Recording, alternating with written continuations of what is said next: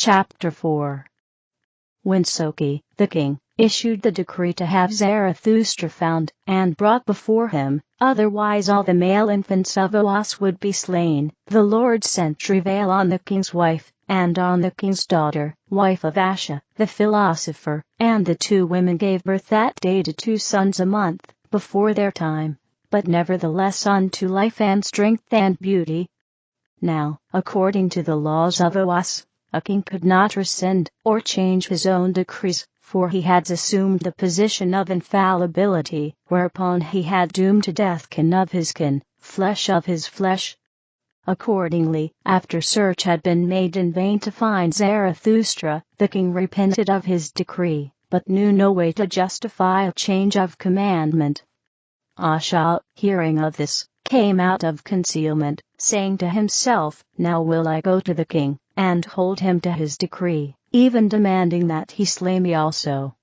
So Asha came before Soki, and after saluting said, "O king, I have heard of thy strait, and am come to thee that I may counsel thee."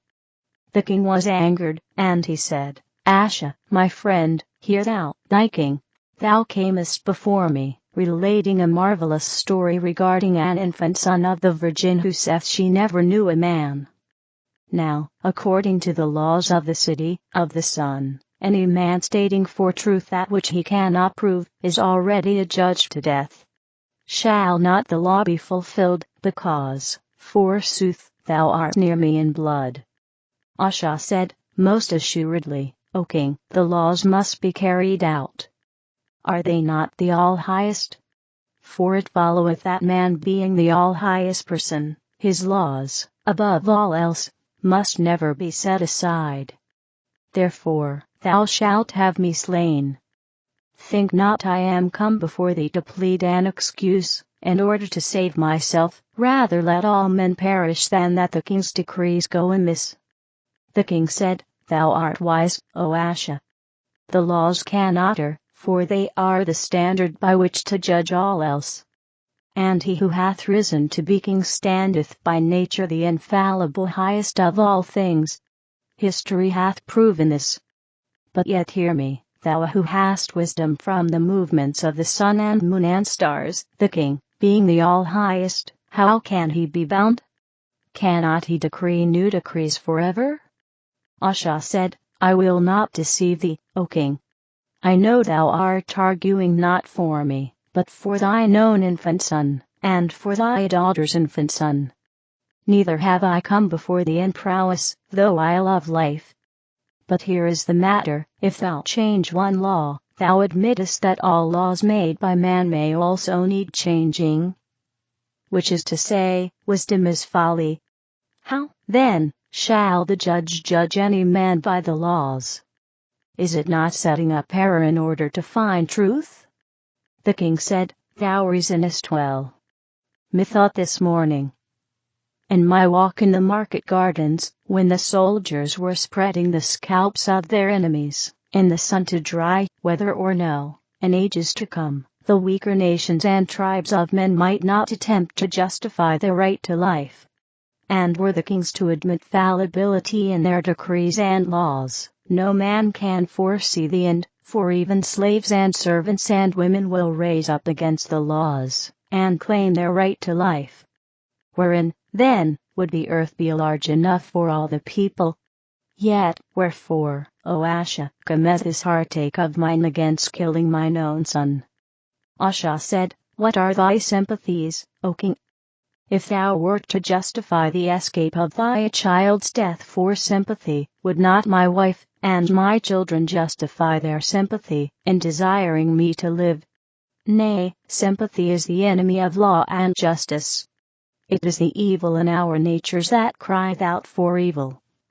The laws must be maintained, the decrees must be maintained, the king's word must be maintained. No man must suffer his judgment to go higher than the law, or the decree, or the king." Asha said, "This is the city of the sun. If this city goeth back on its own laws, what will not the tributary cities do? Will not they also begin to disrespect the laws, or say, perhaps the laws are in error? this will come to anarchy. To one purpose only can a great city be maintained. To divide the purposes and judgment of men is to scatter to the four winds the glory of our civil liberty. Was it not disrespect of the laws, combined with superstition, that caused the nations of ancients to perish? The king said, "What shall I do, O Asha? My son hath smiled in my face." Asha said, "Thou shalt send me and thy son, and thy daughter's son, and all male infants to the slaughter's pen, and have us all beheaded and cast into the fire. Otherwise, it will come true what the infant Zarathustra hath said, Behold, my hand shall smite the city of Oas, and it shall fall, as a heap of straw."